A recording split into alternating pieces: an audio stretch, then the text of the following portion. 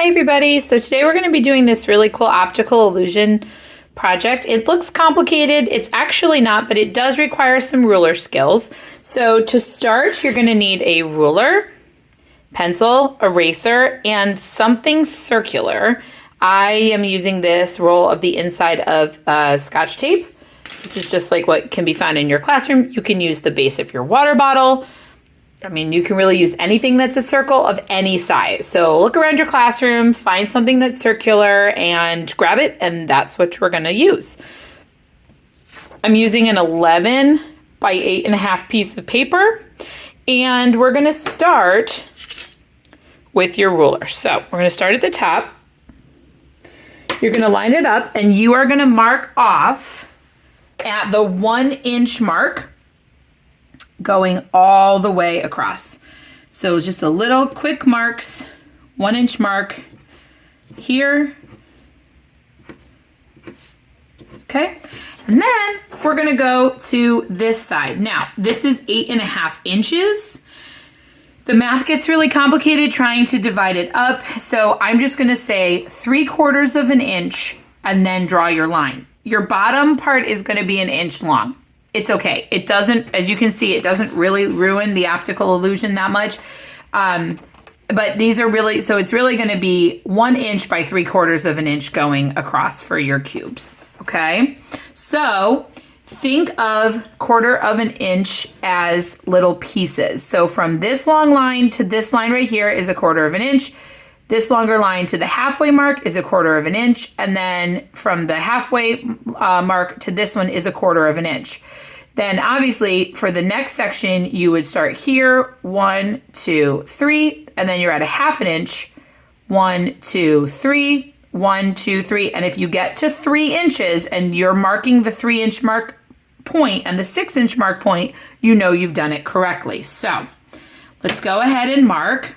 So I have 1/4 of an inch, 1/4 of an inch, 1/4 of an inch, line. 1/4, 1/4, 1/4, line. 1/4, 1/4, 1/4, line. 1/4, 1/4, 1/4. I hit the 3 inch mark. Okay, I'm doing this right. So 1/4, 1/4, 1/4, line. 1/4, 1/4, 1/4, one more line. 1/4, 1/4, 1/4. I'm at the 6 inch mark. Okay. 1/4, 1/4, 1/4. And then obviously I'm gonna go from 7.5 inches to 8.5 inches. That's my final. And yes, it's gonna be a little bit longer. That's okay. It's just easier than doing more complicated ruler skills. And since I'm not confident in your ruler abilities, I would assume that you guys know how to, but I just wasn't sure. So we're gonna err on the side of caution and just do 3/4 of an inch down with 1 inch at the bottom. Okay, so now this is where your circle comes in. You're gonna place it anywhere on the paper. So I'm gonna start up in this upper right quadrant, and I'm gonna go ahead and trace it around here, and then down in this lower quadrant. Okay, trace it around. A little off on that, let me just fix that. Okay, and then maybe I wanna put one down here. Why not? Let's do 3. So I'm gonna hold this down tight. Go ahead and trace. All right, so I have my 3 circles. Now, it's very important when we draw out our grid lines that when you get to the circle, you stop and then pick up where you left off. But don't pick your ruler up in between the two, and I'll show you what I mean. So I'm gonna go ahead and draw my vertical, or my horizontal lines, or no, my vertical lines first. So go ahead and draw straight up and down. Okay, now, I'm here, right? But I don't want to cut my circle, okay? So I'm gonna draw my line to the top of my circle, stop, pick up, and finish. But I don't wanna pick my ruler up in between because then you won't guarantee that you're drawing it as a straight line, right? Okay, same thing with this. Stop at the circle and pick right back up again. This guy's just gonna go right straight up and down.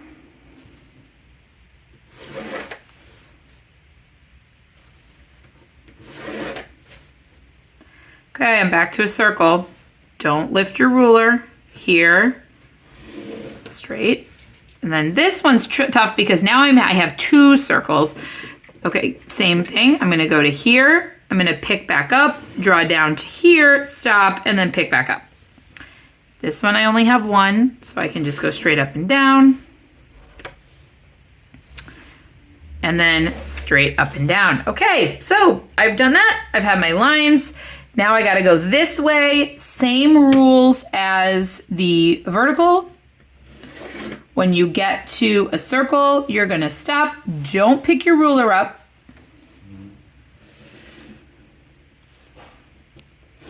Okay.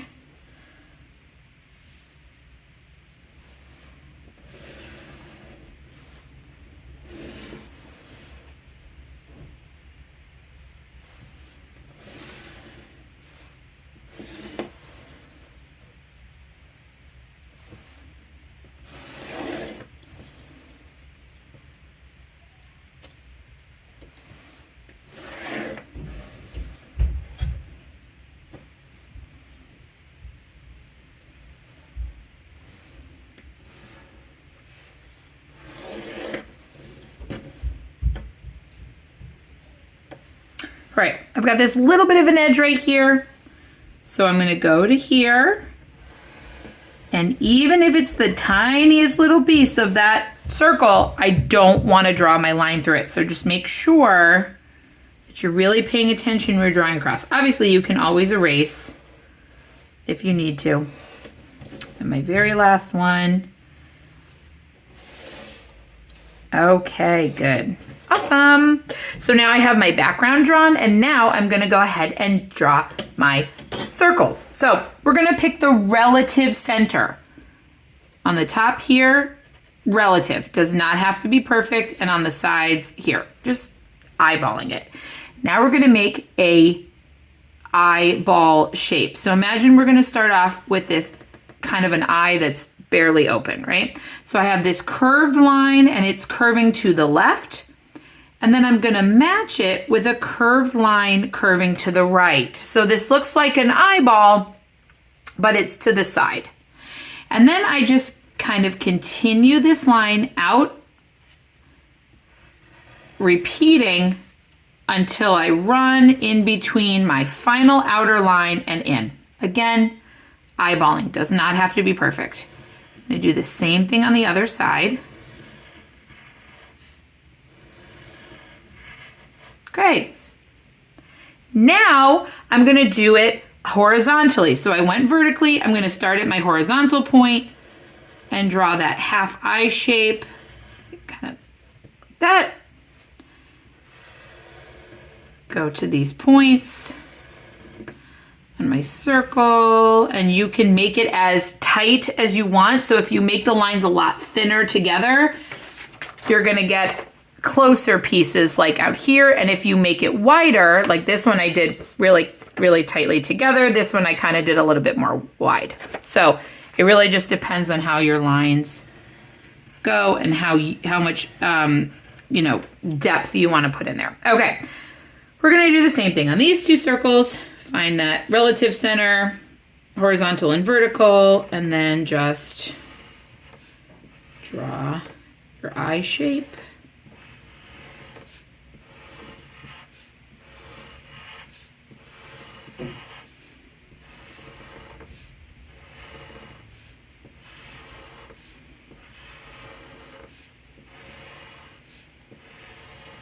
Okay, there's that one. And then I'm gonna do this one kind of big. So I find my relative center. Just to show you, I'm gonna go really wide with that center eye, and then just one line here, and then really wide here. Okay, and so that's how you get tighter and larger orbs. All right, now, what you're gonna do is pick 2 colors of your colored pencils. They can be in the same color family, like my blue and green, or they could be on opposite sides of the color wheel, like if you wanted to choose yellow and purple, or orange and blue. So I have an orange that I'm gonna be using today, and let's see, let's go with a navy. We're gonna go with like a navy blue. So that is opposing sides of the color wheel. And that's what I'm gonna do. And basically, you're just gonna start with the checkerboard. You do not want to color the circles. They are the last step. All right, I'm also gonna slide a piece of paper under here just because sometimes coloring on my table is a little difficult. So let's throw that under there. Okay.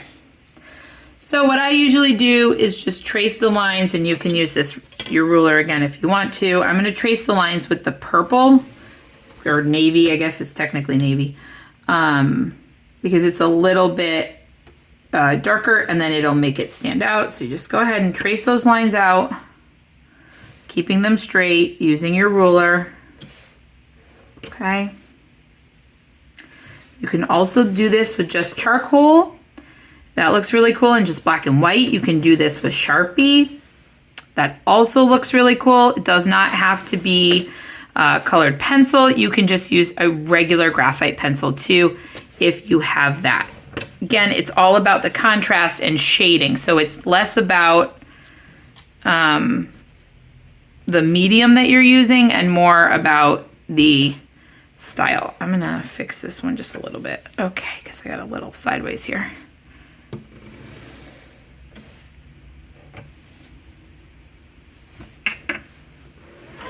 Okay. Then we're gonna go across with our tracing. Notice I did the same thing. I stopped at the circles. I'm not gonna color or trace those because the coloring will do that itself when we begin to shade inside. So not gonna do that.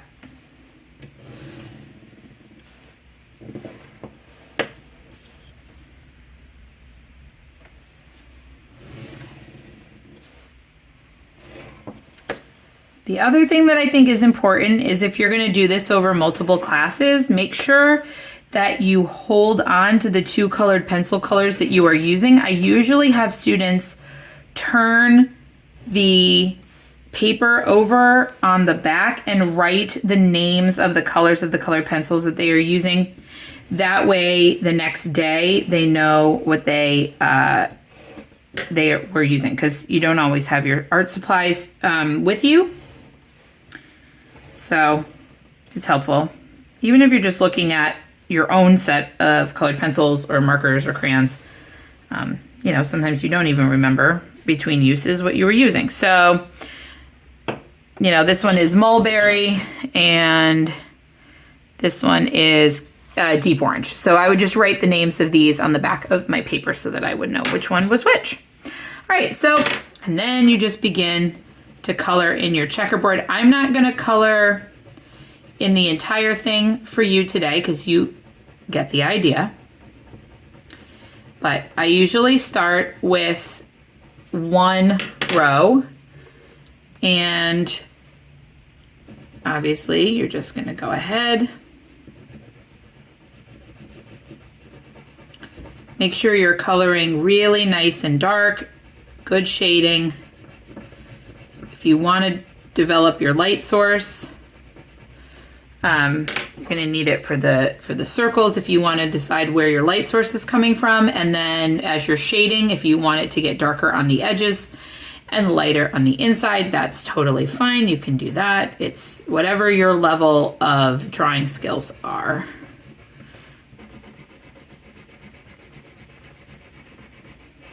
Got very soft colored pencils, so I will need to sharpen in between.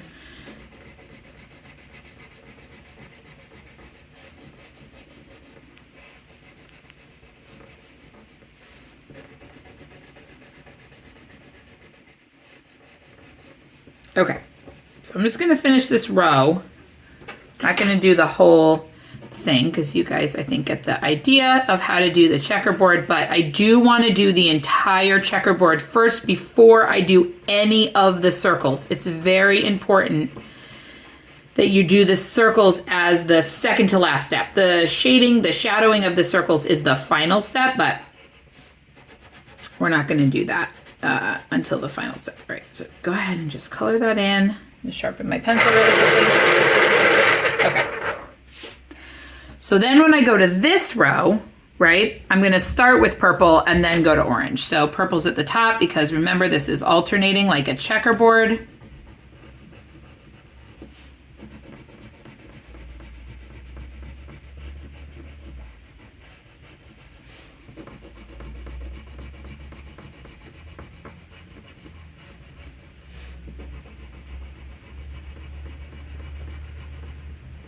Now I'm butting up against the corner of the circle. I do not want to color that in. So you kind of just want to trace along the edge. And then so here what I do is I usually just trace this part and only color the portion of the box that's on the outside of the circle, making sure that I am coloring it carefully so that you do not trace inside the circle. So you're just gonna go around like that, and then go ahead and color them in.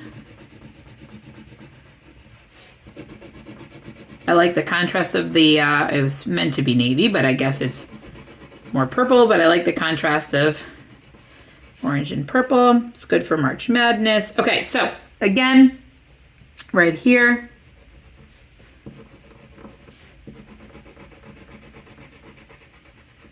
making sure that I am not coloring in the circle, right? Okay, so now I am going to color in the circle. You would go all the way across here, alternating, right? So alternating rows. Do that first, leave the circles. But for the sake of time, and since I already have a completed one to show you, I'm going to start with the circles. Now, it's important that the majority of this square bumps up to this large piece of the circle. And I am going to color it orange, even though it connects in a little tiny way to this purple. I want it to look like a drop of water has fallen or a magnifying glass is over it and it's bumping out this part of art. So because this is orange, this piece right next to it is also going to be orange. And then the next piece on this line is going to be purple. They're not going to perfectly match up. That is okay. You just need those corner pieces to kind of match to give it that orb-like effect. So we're going to go down like this. Here's my purple. And then I've got, again, this giant piece at the end, which is going to end up being orange. So I did my checkerboard just like I was doing on the outside, but now it's inside of the circle. So I go over here to the next piece, and once again, now we're going to do purple in an alternating pattern. We're going to do purple in an alternating pattern, and it's going to get kind of tight and tiny, so it's important that you have sharpened pencils. Or again, if you're using Sharpies, maybe thin point is good. Okay, and then obviously we go back and do the orb. And that checkerboard. And once again, you would have done the background. I'm just doing this for time. Okay, so you don't have to watch a super long video. All right.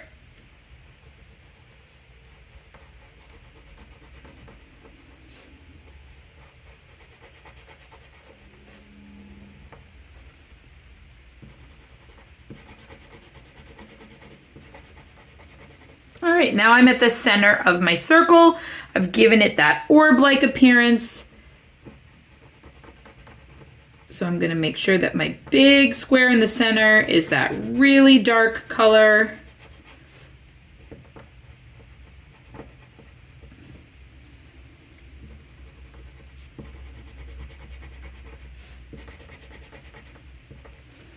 Right? You guys get the idea. Not too complicated. Just a lot of repeating pattern.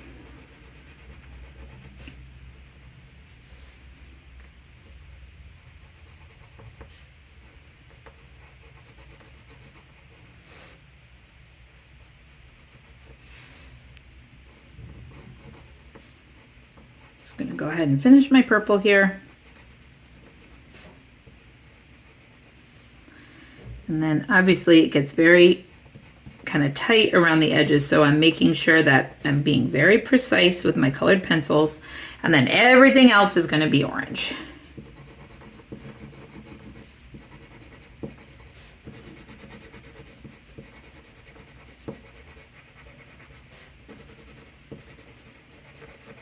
Right. So you're gonna repeat this, background is already done. You're gonna repeat that pattern with your orb, and then the very final step, okay? The very final step, if I'm looking at my final. So I've gone pattern all the way across. I've got orbs here. The very last step is to take my pencil, or if you have a black colored pencil, you can totally use that too, okay? But we can use a black colored pencil, and I'm just gonna begin to go to the bottom kind of corner right here of the orb, and I'm gonna just shade it out. I'm gonna just shade right along the circle, and I'm gonna begin to kind of start really, really dark, really dark around the corner here.